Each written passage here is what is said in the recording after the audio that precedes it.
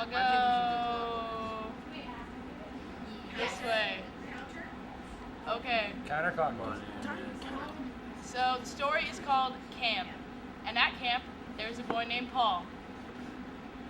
But what Paul doesn't know is the camp is randomly attacked by a serial killer.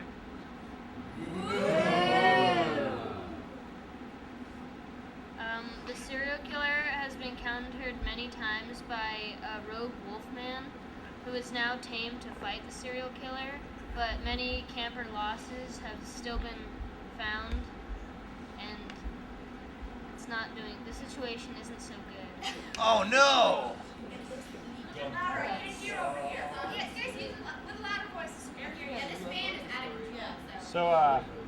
So Paul, he comes to camp. He doesn't know anything. No one's saying anything. The counselors are trying to keep it hush hush because they don't want to make the parents nervous. So Paul shows up to camp and he thinks he's gonna have a good time. He's going horseback riding. He's riding the zip line. Food's all right. So one day he's out. He's out walking with some friends. His buddy Connor and his buddy Jeff, and they're walking. They're playing. They're looking for the kickball court, and they're wandering through the woods. And then the serial killer comes out and kills Connor and Jeff, and Paul runs away and gets 2 of his limbs cut off and has to get robotic limbs. He makes it a wood shop. And then he goes to play his kickball. Then he goes play kickball. Yeah. Alright, cool. And now with his robotic limbs, he's really good at kicking the ball.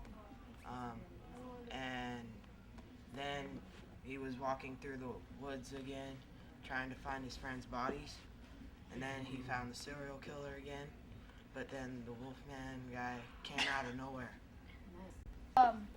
And there was a big fight, and the serial killer attacked the Wolfman, and the Wolfman got out his giant claws, and he cut him, and he ran away, limping and crawling and slithering like a snake.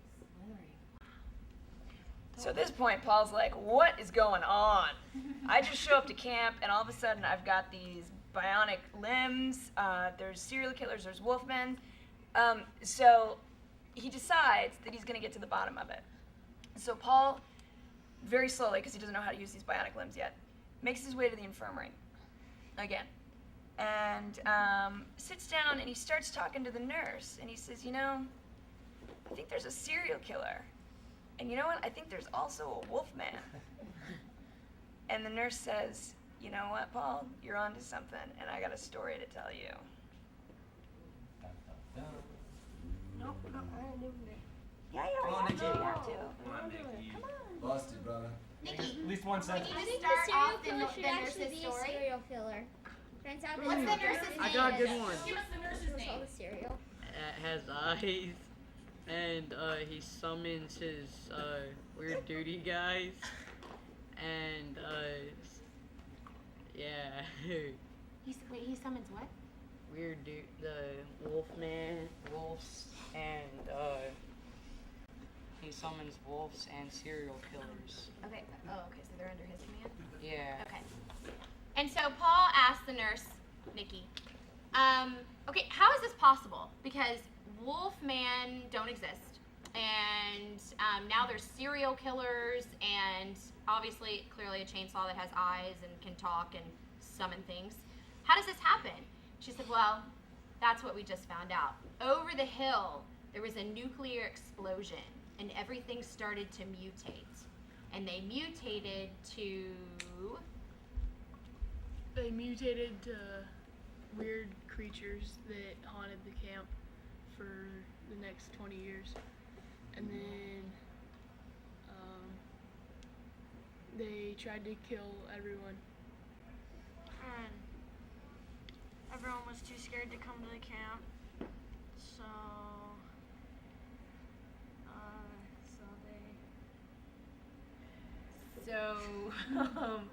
little did Paul know that all of the mutated objects were actually old campers who had been to the camp before.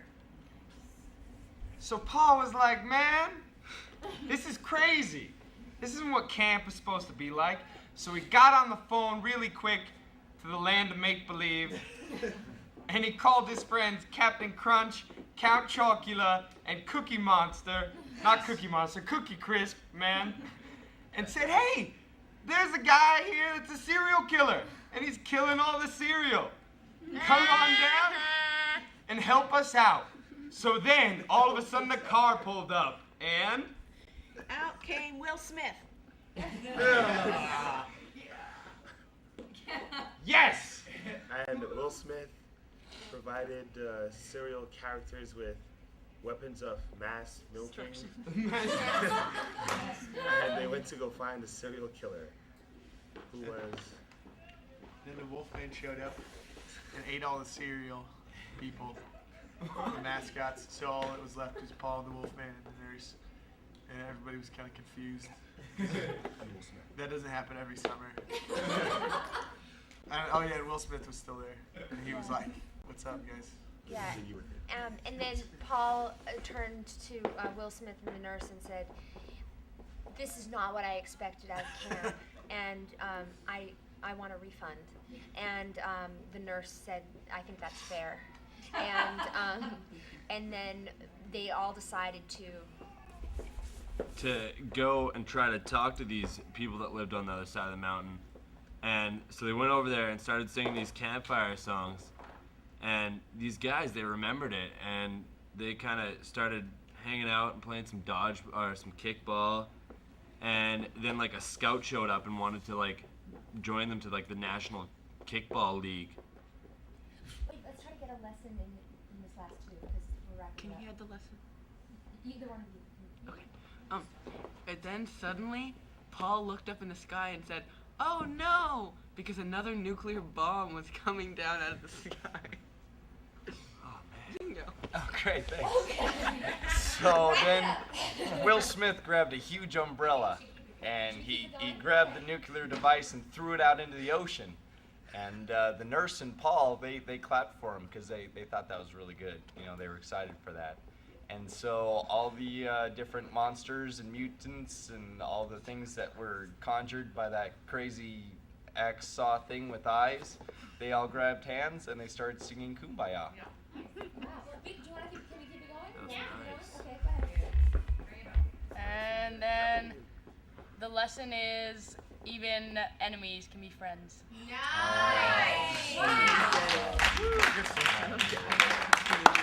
Do with this story whatsoever. One sentence. Okay. The real story is about aliens on Mars. Oh, but we're not negating stuff, right? Isn't that the rule? We're not negating. It has to be about. It has to. Oh, he just. Oh, okay. But let's start it over. Do over. Do over. Okay. Let's still keep the title Harlem Globetrotters Go to Florida. One sentence each. Start again.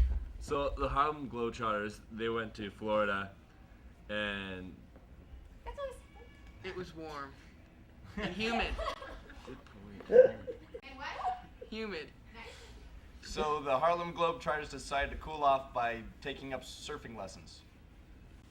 And then gay aliens appeared. The gay aliens were soon devoured by rogue alligators. Wait, what? I missed what you said. What was it?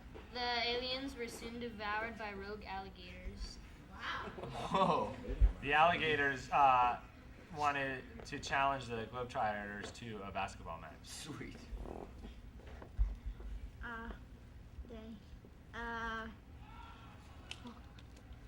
Then after the basketball match, they all decided to make a surfing team. And they loved surfing together. And they're totally gnarly.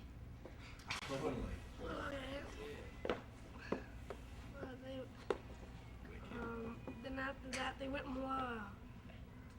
They did more surfing. And chocolate eating zombies joined their team. Chocolate eating? So, to mix it up, they decided that the Harlem Globetrotters were going to surf on the alligators. And then? And then the alligators were really mad because they got hurt. And they said we quit the team. What? They said we quit the team. So then the Globetrotters decided to try surfing on the zombies. But that wasn't too much fun because they couldn't really stand because they had too much sand in their shorts. And the chocolate-eating zombies were getting hungry. So they took the Harlem Globetrotters to another dimension where Will Smith showed up.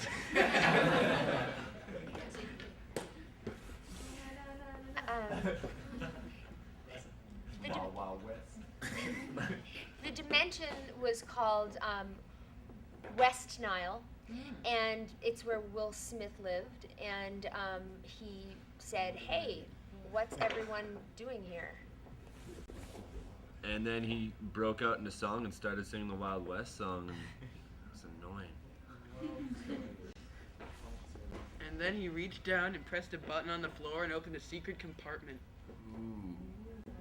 And that's when Getting Jiggy With It came up, and all the Harlem Globetrotters and the zombies started getting jiggy. With it. And the Harlem Globetrotters started talking, being like, I always knew Will Smith was from another planet.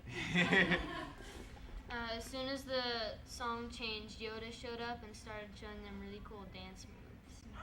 Okay, you guys, we're gonna keep going, but we need to figure out some obstacles and some sort of goal, because there's no goal right now. It's all great details, but we need a goal. So the Harlem Globetrotters needed to get back to Florida because they had a plane to catch, but they are stuck in this other trans-dimensional world, so they had to figure out a way to get back to Florida, but they're stuck here, and there's no way to get home right now.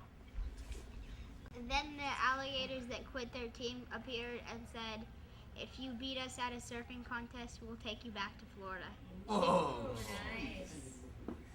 And the Globetrotters beat the alligators. And so the Globetrotters and the alligators teamed up, and they had a huge surfing competition against the Zombies and Will Smith, who, historically speaking, are fantastic surfers.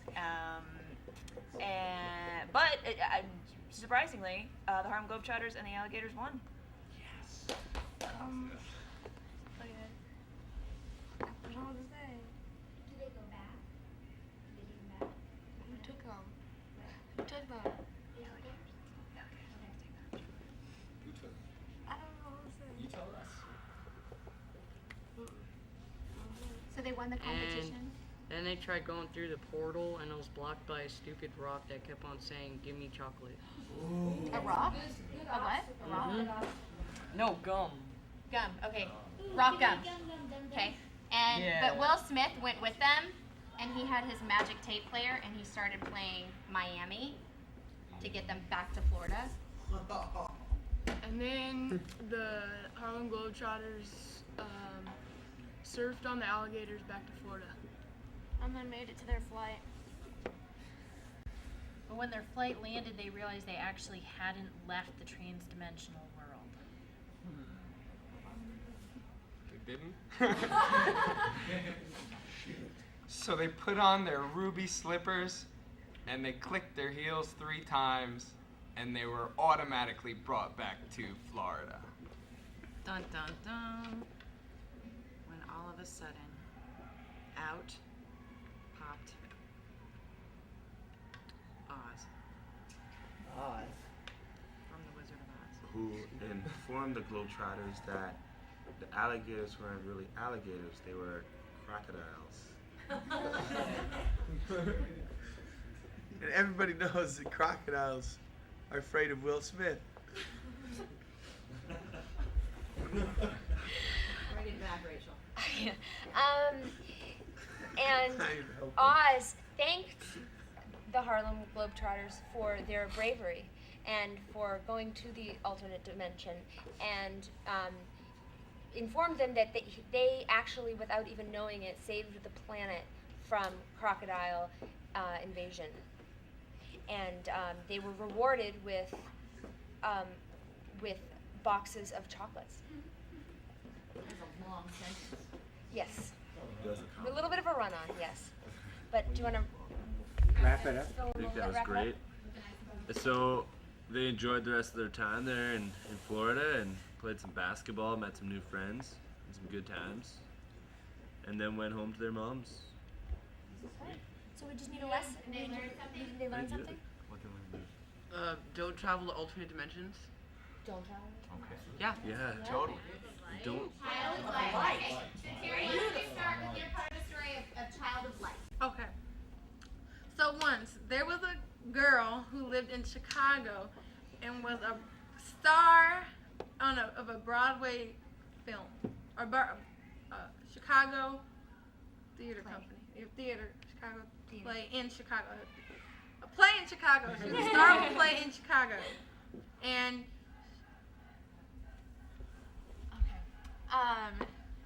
And she tried out for The Lion King because she loved that movie, but she didn't get the part in the play.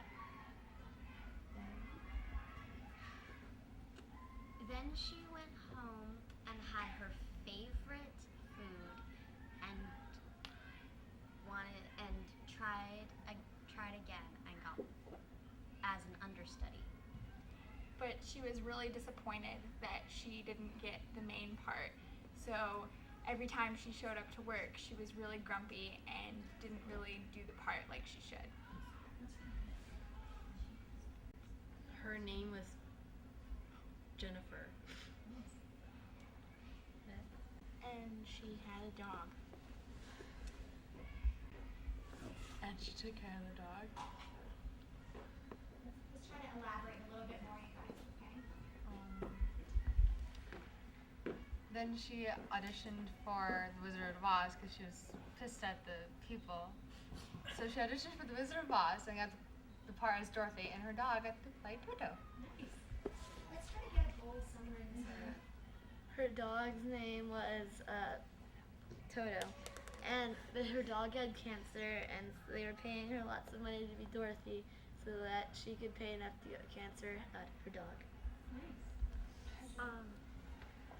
Jennifer loved her dog, but she also loved the stage, and she was afraid that she might lose her job, and the stage life was all she had known because she was only 15 and she'd been in it since she was 6. And the producer offered, if she did this part really well, he offered her, after this job, a next job as a promotion. And she was trying her hardest to get promoted. She figured that if she worked her way up, then eventually she could get the coveted part that she wanted in The Lion King. Let's try to get conflict. But there was another person who also had similar goals to be the star of the next show, who also grew up in the theater in Chicago. She was trying her hardest to compete with her, but then her dog ended up dying. So she started focusing more on that, and so she didn't get the part in The Lion King. Okay. Well, she started to lose herself because she was so distraught over her dog. But she had to keep keeping on because she was working on her original part in The Wizard of Oz, and so she started to channel her energy back into the play, and she tried to feel how Dorothy was feeling. She was just trying to get back home. And when all of a sudden she received information that this rival girl that got the lead in The Lion King, Marissa, she fell ill, and the show must go on, and she wondered if maybe she could step in the main part. But then she felt that she didn't want to act anymore, so she became a grocery store clerk. It was a really exciting time for her because she got to meet a whole host of new people that she had never met while she was acting. And she was able to get enough money to bury the dog. And then she had money left over, so she thought, I'm going to become a movie star in Hollywood. she got on the next bus to Hollywood and rode over to California. And as she got off the bus, she ran into a man with tons and tons of papers in his hands. And she realized there was this big movie writer that wrote tons of famous scripts. Not only that, but he was extremely handsome. And he asked for her number and told her that he was possibly interested in casting her in this new movie. So they met for coffee the next day. And she wasn't really a fan of coffee, but she pretended to like coffee just to impress him. And he was impressed with her and wanted to make sure she was going to be starring in his next movie. And she had to show up to the set, but before she had to show up to the set, she had to memorize all her lines, and she had to do that overnight. So it was going to be really tough for her to memorize all these lines overnight. So she spent all night. She was up all night trying to memorize the lines, and then She showed up totally wrecked and like looking like a mess, which was okay because they had hair and makeup and it was no worries. But all of a sudden, this old girlfriend, somebody came out and she's like, "Who is this person?" And then she remembered, "Oh, it's Marissa." So Marissa shows up looking top notch. And when it was time for her to say her lines, she forgot all of them because she was pressured by Marissa. And Marissa started messing up too because she was pressured by Jennifer, and so she didn't get the part because she messed up so much, and then she had a child. And then she had a child with the movie producer. So it was called in the newspapers, what was it? Child of Light. Okay, the Child of Light, because it was his father, because it was a he, was a famous movie star actor. Was it Jennifer or Marissa? Who had the baby? Jennifer. Had the baby. and they got married, and then they had to get a babysitter because they had to keep on working with the movie, and then all of a sudden her husband lost his job. And that put a lot of pressure on Jennifer because she had to keep acting in order to earn enough money while her husband was out looking for work. So then she started to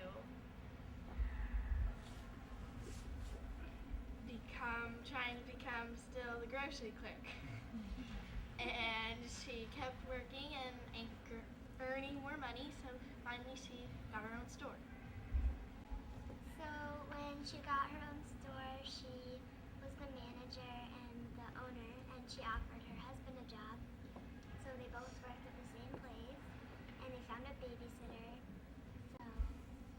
And while they were sitting in the middle of their store, they decided that their story of how they met and how she even got to that point was so unbelievably cool and enticing that they decided to write a screenplay called The Child of Light. And they produced the movie when their child got older so he could play the main character.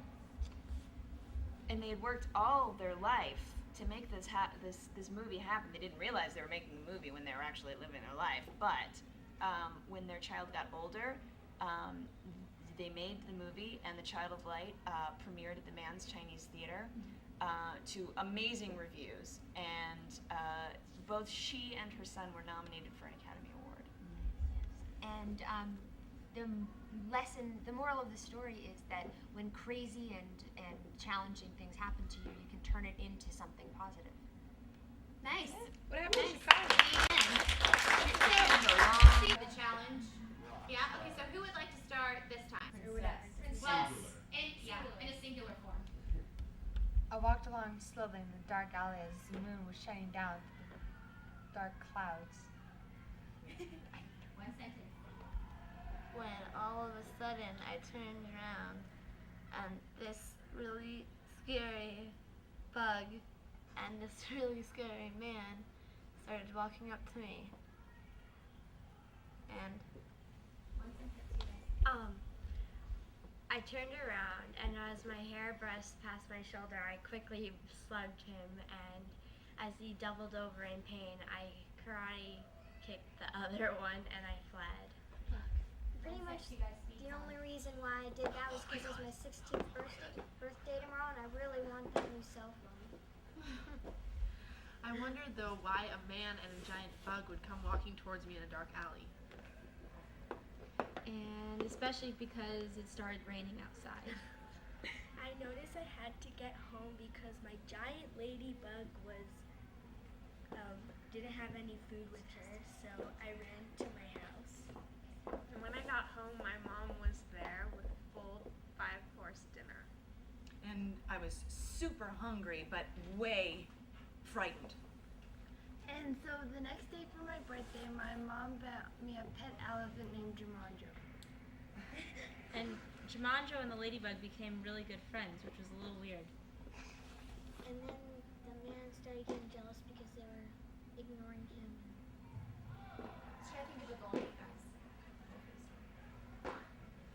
So she thought with her new pet, Elephant Jumanjo, and her bug pet, she could possibly start her own circus. So, she decided to see if maybe this man wasn't a scary man. Maybe he was just lonely, and she wanted to ask if he wanted to join the circus. And then she realized that she should start talking in I form because she was the one telling the story. So I would like you to join my circus, she said. I said. But the man wasn't interested in joining my circus. He had such a cool act. He had this giant bug, but he was not interested in joining my circus. So I had to think of a way to convince him to join my circus. And so I went on a mission.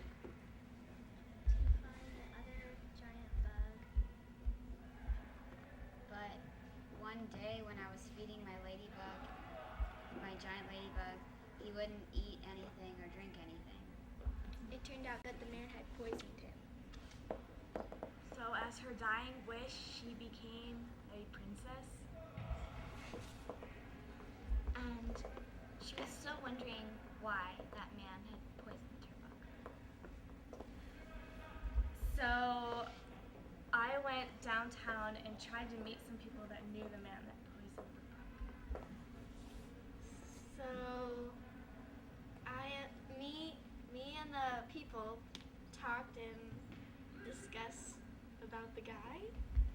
And we came up with a solution that he makes his own poison at his house, so we can't figure out where it is.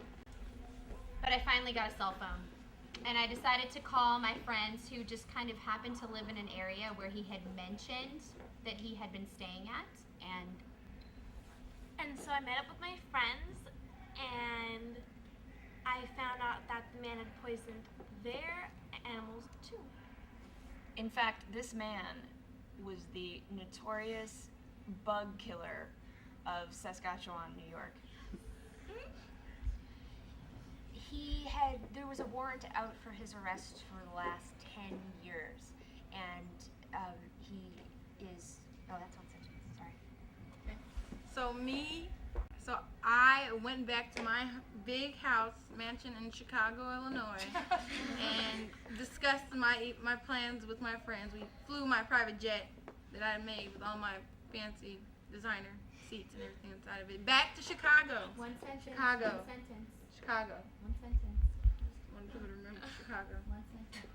And we got dressed up in our princess dresses and crowns and flew to the bug killer's house. They found him there, and We called the police and we got a big reward of a lot of money because he had been wanted for many years.